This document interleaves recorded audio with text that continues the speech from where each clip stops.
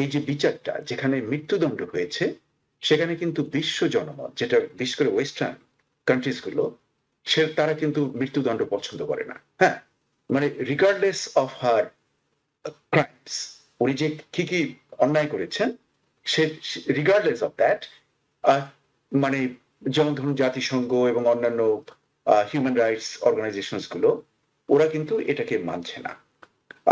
আর but Sheikh Hasina তো পছন্দ করেন, শেখ হাসিনা তো মৃত্যুদণ্ড পছন্দ করেন। প্রফেসর ডক্টর মোস্তফা সরোয়ার উনি তো করেন মৃত্যুদণ্ড পছন্দ, উনি তো দিয়েছেন কিংবা এটির পক্ষে আছেন। অন্য দেশে এভাবে হতো না। আমি জাস্ট একটু বলবো যে আসলে অন্য দেশে একটা গণতান্ত্রিক সমাজে এই ধরনের হত্যাকাণ্ড হওয়ার কথা না, বিচার তো পরের বিষয়। ভারতের সঙ্গে হাসিনার অন্যরকম সম্পর্ক, দারুণ মধুর সম্পর্ক। ভারত কখনো হাসিনাকে দেবে না। প্রফেসর ডক্টর মোস্তফা সরোয়ার জানেন, আমি জানি, আপনি ডক্টর মোহাম্মদ আলাউদ্দিন জানেন, অ্যাডভোকেট তাজুল ইসলাম জানতো, ট্রাইব্যুনালের বিচারপতি গোলাম মুর্তজা মজুমদারও জানতো, বাংলাদেশ সরকারের প্রফেসর ডক্টর মোহাম্মদ ইউনূসও জানেন, সবাই জানেন যে শেখ হাসিনাকে ফেরত পাওয়া যাবে না। তারা রায় দিয়েছেন, ফাঁসির রায়, একেবারে চূড়ান্ত রায়। রায় তো হয়ে গিয়েছে, এর মধ্যেই সবাই জেনে গেছেন যে রায় কি এসেছে। এখন প্রশ্ন হলো রায় কার্যকর করার। সেই ক্ষেত্রে বড় প্রশ্ন যেটি, সেটি হলো তাদেরকে ফেরত নিয়ে আসা, যাদের বিরুদ্ধে রায় হয়েছে। ভারত নিরাপদ আশ্রয় মনে করে তারা গিয়েছেন। ভারত এখন পর্যন্ত তাদের কথায় শতভাগ এই আভাসই দিচ্ছে তারা শেখ হাসিনাকে নিরাপদ আশ্রয় রাখবেন, তারা কোনোভাবেই তাকে অন্যের হাওলায় তুলে দেবেন না কিংবা নিজ দেশেই ফেরত পাঠাবেন না, তাকে তাদের মেহমান করে রাখবেন। এটি ভারতের পরিকল্পনা। এটি ভারত বন্দি বিনিময় চুক্তি কিংবা অন্যান্য নানা আইনের ফাঁক ফোকর আছে, সেগুলো দেখিয়ে হয়তো তারা পারবে। কিন্তু বড় দাগে, মোটা দাগে যদি বাংলাদেশের সঙ্গে সম্পর্ক উন্নয়ন করতে হয়, বাংলাদেশের সঙ্গে সহযোগিতার হাত বাড়িয়ে সামনের দিকে এগিয়ে যেতে হয়, সেটাতে এই শেখ হাসিনার ফেরত পাঠানোর বিষয়টা কতটা গলার কাটা হয়ে থাকবে সেটা বলা কঠিন। তার কারণ হলো যে ফার্স্ট অফ অল, যে এই যে বিচারটা যেখানে মৃত্যুদণ্ড হয়েছে সেখানে কিন্তু বিশ্ব জনমত, যেটা বিশেষ করে ওয়েস্টার্ন কান্ট্রিজ গুলো, তারা কিন্তু মৃত্যুদণ্ড পছন্দ করে না। হ্যাঁ, মানে রিগার্ডলেস অফ হার ক্রাইমস, উনি যে কি কি অন্যায় করেছেন, সে রিগার্ডলেস অফ দ্যাট, মানে যেমন ধরুন জাতিসংঘ এবং অন্যান্য হিউম্যান রাইটস অর্গানাইজেশন গুলো, ওরা কিন্তু এটাকে মানছে না। বাট শেখ হাসিনা তো পছন্দ করেন, শেখ হাসিনা তো মৃত্যুদণ্ড পছন্দ করেন। প্রফেসর ডক্টর মোস্তফা সরোয়ার উনি তো করেন মৃত্যুদণ্ড পছন্দ, উনি তো দিয়েছেন কিংবা এটির পক্ষে আছেন। মানে যিনি ভিকটিম তিনি যদি পছন্দ করেন, তাহলে অন্যের পছন্দের কি এখানে খুব গুরুত্ব পায়? ভিকটিম না, যারা মানে পৃথিবীতে কোথাও, যেমন ধরুন আপনি যদি কাউকে মৃত্যুদণ্ড দেন কোনো দেশে, তাহলে যুক্তরাষ্ট্র এক্সট্রাডাইট করে না, কানাডা করবে না, ইংল্যান্ড করবে না, ফ্রান্স করবে না, জার্মানি করবে না। এটা কিন্তু এদের একটা, সিঙ্গাপুর করবে না। মানে এটা একটা নন অ্যাডভান্স ডেমোক্রেসি গুলোতে। কাজেই এটা তো একটা প্রশ্ন রয়েছে। আবার ওদিকে যে চুক্তিটা রয়েছে ভারতের সঙ্গে, সেটাকে তারা কিন্তু একটা এক্সকিউজ আছে সেখানে, যে যদি কোনো পলিটিক্যাল মোটিভেশনে এই কেস করা হয়, তাহলে তারা ওই চুক্তি মানার জন্য কোনো বাধ্যবাধকতা নেই। আর এছাড়াও আমরা জানি যে ভারতের সঙ্গে হাসিনার অন্যরকম সম্পর্ক, দারুণ মধুর সম্পর্ক।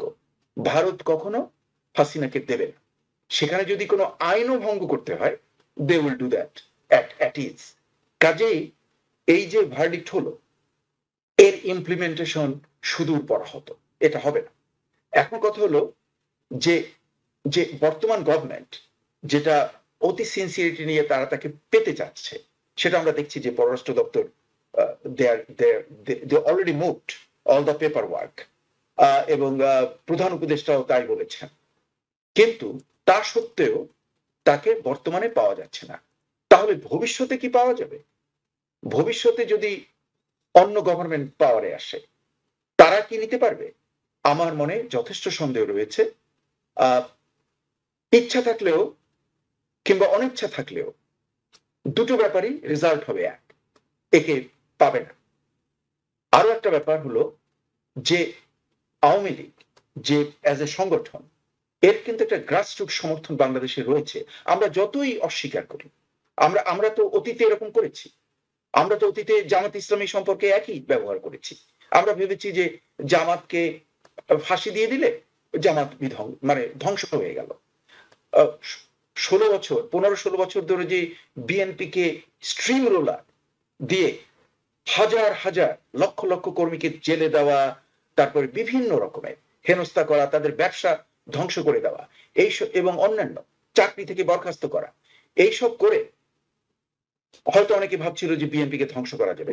মানে আমি একটু প্রফেসর ডক্টর মোস্তফা সরোয়ার আপনার কাছে একটু জানতে চাই, সেটা হলো এই রায়ের পিছনে কি আপনিও তেমনই দেখছেন? অর্থাৎ জামাতকে যেভাবে ফাঁসি দিয়ে তাদের নেতৃত্ব শূন্য করে ফেলার একটা প্রক্রিয়া ছিল, আবার বিএনপিকে 17 বছর ধরে যে নির্যাতন করা হয়েছিল, এই রায় যেটি 1400 মানুষ হত্যার কথা জাতিসংঘের রিপোর্টে এসেছে, সেই প্রেক্ষিতে একটি রায়ে কি আপনিও দেখছেন যে আওয়ামী লীগের উপর এটি কোনো অবিচার হয়েছে কিংবা শেখ হাসিনার জন্য কোনো অবিচার হচ্ছে? না, সেটার ব্যাপারে আমি কিন্তু বলবো যে যেমন ধরুন জামাত ইসলামী, হ্যাঁ, এখানে মারা গেছে যেটা আন্তর্জাতিক অর্গানাইজেশন 1400, বাংলাদেশ গভর্নমেন্ট বলছে 800 এর কাছাকাছি। বাংলাদেশ গভর্নমেন্ট, ইউনুস গভর্নমেন্ট বলছেন 800। আবার আপনি দেখুন যে জামাত ইসলামীর বিরুদ্ধে যে অপরাধের ব্যাপারটা, সেখানে কিন্তু 1 লক্ষ মানে মৃত্যু। কিন্তু এই জিনিসগুলো যে মানে আমরা একটা লক্ষ্য করেছি যে বাংলাদেশের জুডিশিয়ারিতে একটা কমন জিনিস আমরা লক্ষ্য করতে পারি, যে আমাদের প্রশ্ন হলো যে বাংলাদেশের জুডিশিয়ারি কি ইন্ডিপেন্ডেন্ট? আচ্ছা, তার উত্তর খোঁজার জন্য অনেক দূরে যেতে হবে না।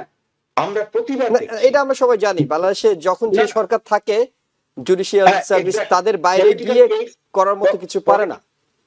পলিটিক্যাল কেসগুলো জুডিশিয়ারি যে ভার্ডিক্ট দেয় সেটা হলো wishes of the executive branch, এটা সবসময় হচ্ছে। এবং বিচারপতি সিনহা তো আমাদের সামনে প্রমাণই আছেন, প্রধান বিচারপতি, তাকে কিভাবে ন্যাক্কারজনকভাবে দেশ থেকে বের করে দেওয়া হলো শুধুমাত্র সরকারের নীতির সঙ্গে তিনি পুরোপুরি একমত হতে পারেননি বলে। এক্স্যাক্টলি। তো এমনি একটা পরিস্থিতিতে আমি মনে করি যে আমি কিন্তু আবার মানে আমি আবার রিপিট করছি, regardless of the crimes committed by Hasina, এই যে বিচারটা হলো, এই বিচারটা কি আমাদের প্রশ্ন জাগে যে এটা কি যুক্তরাষ্ট্রে এই ধরনের বিচার কি ঘটতে পারতো? ইংল্যান্ডে পারতো, ফ্রান্সে পারতো, জার্মানিতে পারতো, ইটালিতে পারতো, এটা হয়তো ডিক্টেটোরিয়াল গভর্নমেন্ট গুলোতে পারতো, এটা হয়তো চীনে সম্ভব, এটা হয়তো রাশিয়াতে সম্ভব। কিন্তু যেগুলো সত্যিকার গণতন্ত্র চর্চা করে, যেখানে জুডিশিয়ারি ইন্ডিপেন্ডেন্ট, সেখানে কি এই ধরনের বিচার এভাবে হতো? কারণ আমি কিন্তু ওই বিচারের যে দিনটা পুরো এটা আমি শুনেছি রাত জেগে জেগে, হ্যাঁ, কিন্তু তাতে আমি দেখলাম যে জাজরা তাদের ইংরেজি উচ্চারণ ভুল, কিন্তু ইংরেজি বলছে, হ্যাঁ, বাংলা যখন দু একটা শব্দের মধ্যে আমি দেখছি যে তার পুরো অ্যাকসেন্ট চলে আসে, তাতে কোনো অসুবিধা নেই, কিন্তু ইংরেজিতেও দেখলাম যে তাদের এটা কোনো অপরাধ না, কারণ বাংলাদেশে তো শিক্ষা ব্যবস্থাটাই এমন যে সেখানে ইউনিভার্সিটি থেকে পাস করে তো তারা জাজ হন।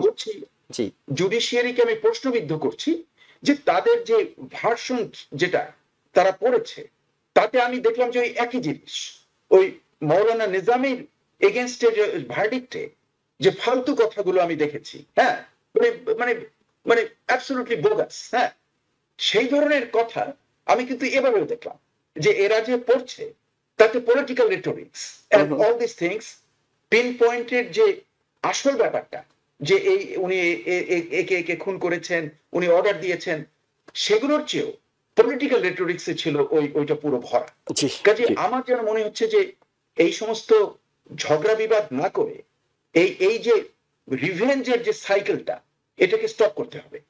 কারণ আজকে যেটা হলো তার প্রতিবাদ কিংবা প্রতিহিংসা আজ থেকে 5, 10, 15, 20 বছর পরে কি হবে না? যদি হয় তাহলে তো আমরা আবার স্কোয়ার ওয়ানে, তাহলে এর কি লাভ হলো? এই জন্য আমি মনে করি যে দেশের লোকরা মাথা ঠান্ডা করে মানে ক্ষমা সুন্দর, দেখুন সৃষ্টিকর্তার কি নাম, রব্বুল আলামিন, মানে ক্ষমা যিনি করতে পারেন, তা আমরা তো কেউ গড হতে পারবো না, কিন্তু গডের যে জিনিসগুলো সেগুলোকে আমরা তো অ্যাটলিস্ট ফলো করার চেষ্টা করতে পারি। এই জন্য আমি মনে করি যে সাউথ আফ্রিকান মডেল যেটা আছে, সেই মডেলে আমরা নেলসন ম্যান্ডেলার মতো আমরা যদি সবাই দীর্ঘ গৃহযুদ্ধের পরে কত লোক মারা গেছে, উনি সেই 29-30 বছর জেলে ছিলেন এবং বাজে মানে আপনি মোস্তফা স্যার অনেকগুলো বিষয় হয়তো বলা যায়, সেটা হলো ক্ষমা আসলে কাকে করা যায়, যিনি অনুশোচনা আছে, যিনি কোন একটা অন্যায় করলে তিনি মনে করেন আমি অন্যায় করেছি, আমাকে ক্ষমা করুন, তারপর তো ক্ষমা করার বিষয়টা আসে। মানে আপনাকেও কিন্তু আল্লাহ ক্ষমা করবে না আপনি যদি ক্ষমা না চান। সেক্ষেত্রে আপনার মধ্যে যদি কোনো অনুশোচনা না থাকে, আপনি যদি মনে করেন যে আমার বিরুদ্ধে 226টি হত্যা মামলা হয়েছে, তার মানে তো আমার 226 জনকে হত্যার লাইসেন্স আছে, তাকে আপনি ক্ষমা করার কথা বলছেন, আমি ঠিক জানি না, আমাদের সময় নেই। আমরা না ডক্টর না, মোহাম্মদ, আমি জি সেটা বলছি না, আমি বলছি জি সবাই মিলে। কারণ এই যে জিনিসগুলো হচ্ছে, এটার কি ফলাফল কি হবে, that what I am looking for. Okay okay, যে সামনে কি আমরা খুব একটা মানে শান্তিপ্রিয় জাতি পাবো, দীর্ঘমেয়াদে এটি নাকি হয়তো আরো অস্থিরতা তৈরি করবে বলে আপনি মনে করছেন? আমরা একটু হ্যাঁ ডক্টর মোহাম্মদ এটা আলাউদ্দিন আপনার কাছে যেতে চাই। সেটা হলো প্রফেসর ডক্টর মোস্তফা সারোয়ার জানেন, আমি জানি, আপনি ডক্টর মোহাম্মদ আলাউদ্দিন জানেন, অ্যাডভোকেট তাজুল ইসলাম জানতো, ট্রাইব্যুনালের বিচারপতি গোলাম মুর্তজা মজুমদারও জানতো, বাংলাদেশ সরকারের প্রফেসর ডক্টর মোহাম্মদ ইউনূসও জানেন, সবাই জানেন যে শেখ হাসিনাকে ফেরত পাওয়া যাবে না। তারা রায় দিয়েছেন, ফাঁসির রায়, একেবারে চূড়ান্ত রায়।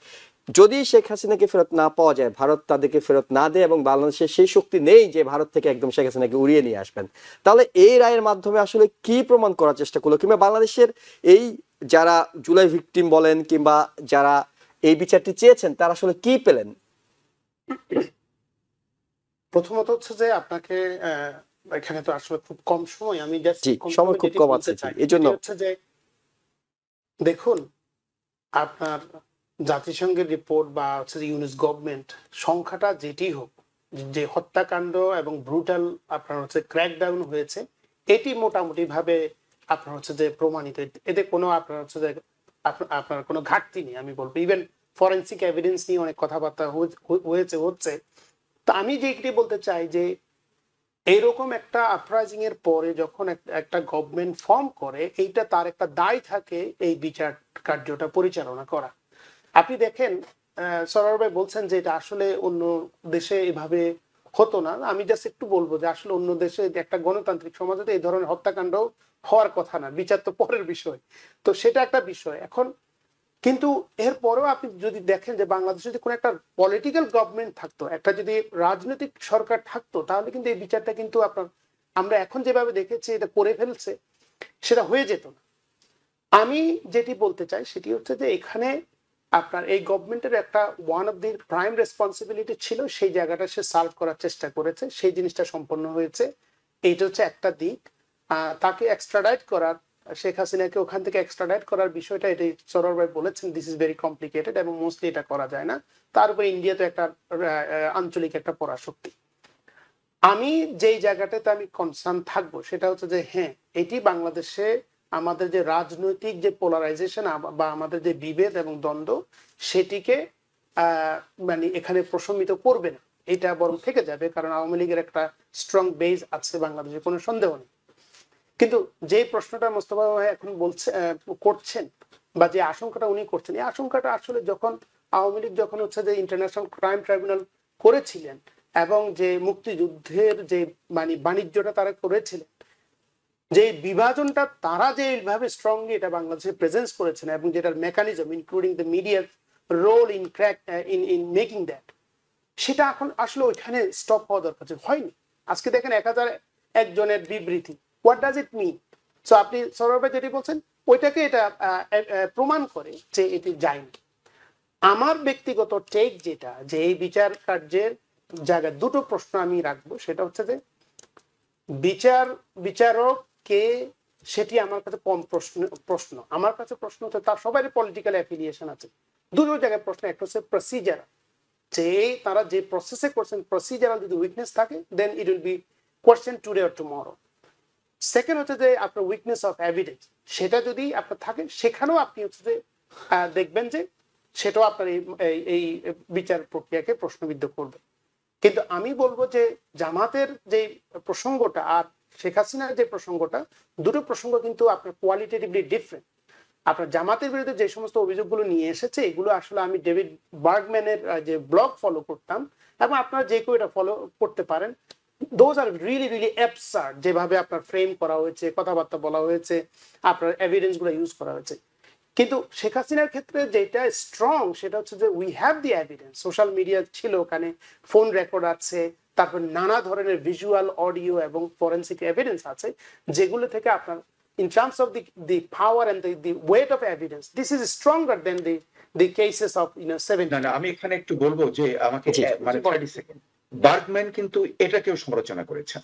উনি ওই যে জামাতের এগেইনস্টের যে কেসগুলো উনি ভীষণ কঠোর ভাষায় অপোজ করেছেন, হ্যাঁ, এবং তার যে লুপহোলস গুলো এবং যে তার দুর্বলতা দেখিয়েছেন, এবার একটাও তাই করেছেন উনি। ওনার যে লেটেস্ট আর্টিকেল আপনি যদি পড়েন, বেশ বড় একটা আর্টিকেল, এটা ছাপিয়েছে এই গতকালকে, এবং সেখানে কিন্তু উনি সমস্ত এভিডেন্স এনেছেন এবং উনি একই সুরে বলেছেন যে ওই সময় যে অন্যায় করা হয়েছে এখনো ওইভাবেই এই বিচার কার্যটা ফ্রেমিং গুলো সেভাবে করা হচ্ছে, কিন্তু দু জায়গাতেই প্রমাণ দিয়েছেন।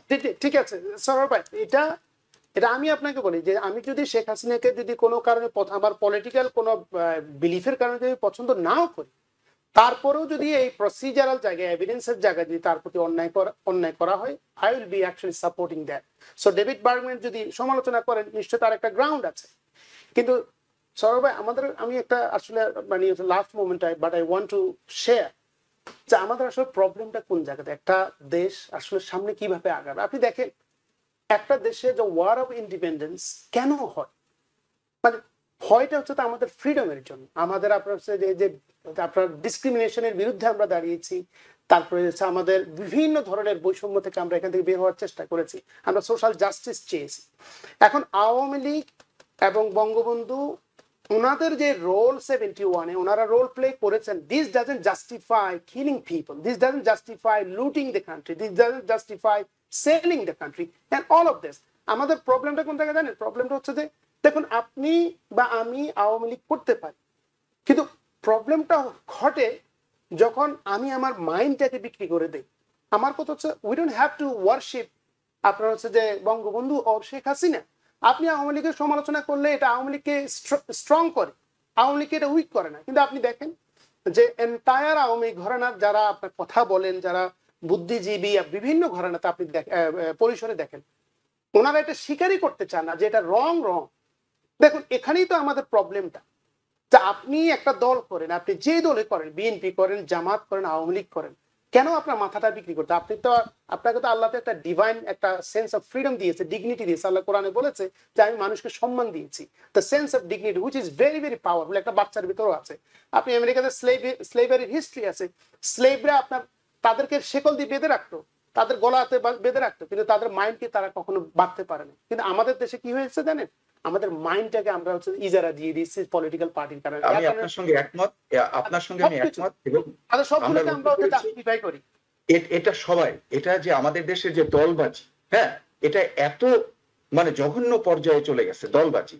আপনি যদি কাউকে সমালোচনা করেন, প্রশংসা করলেন, কিন্তু আপনি যদি এতটুকু সমালোচনা করেন, তাহলে আপনাকে আপনার বিরুদ্ধে গালাগালি শুরু করে দিল।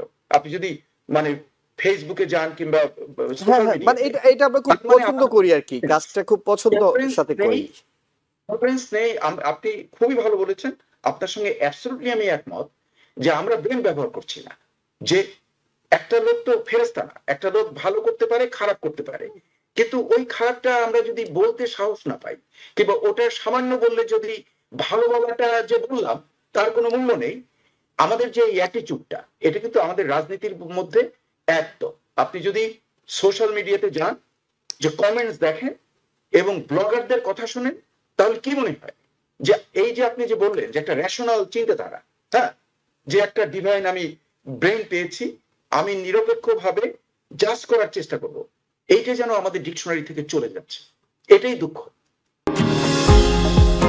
নিউ ইয়র্ক থেকে সম্প্রচারিত TVN 24 টেলিভিশন বিশ্বজুড়ে বাঙালির কণ্ঠস্বর।